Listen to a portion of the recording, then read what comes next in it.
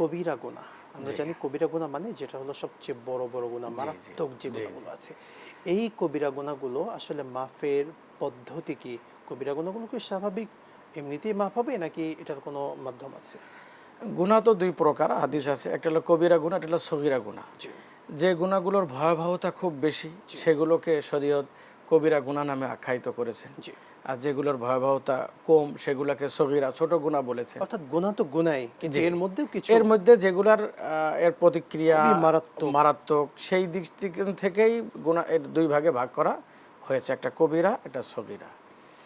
তো এখন কবিরা গুনাহ যেগুলো সেগুলো তো মাপের জন্য তওবা লাগবে, তওবা ছাড়া কবিরা গুনাহ মাপ হবে না। এটাই হলো বিশুদ্ধ মত এবং অধিকাংশ আলেমদের বক্তব্য এটাই যে কবিরা গুনার জন্য তওবা করতে হবে, খালেস দিলে যে শর্ত শরায়েত আছে তওবার জন্য সেই শর্ত শরায়েতের সাথে তওবা করতে হবে কবিরার জন্য। এছাড়া কিছু আলেম বলেছেন, কিছু কিছু আলেম, যে আল্লাহর কাছে আশা রাখা, আল্লাহ চাইলে কবিরা গুনাহ, যে গুনাহ মাপের যে আমলগুলো আছে জি সেই আমলগুলোর মাধ্যমে সে একমত মূলত সগীরা গুনার ক্ষেত্রে যে আল্লাহ তাআলা সগীরা গুনাহ মাফ করে দেবেন, যে রমজানের রোজা রাখলে এক জুমা থেকে আরেক জুমা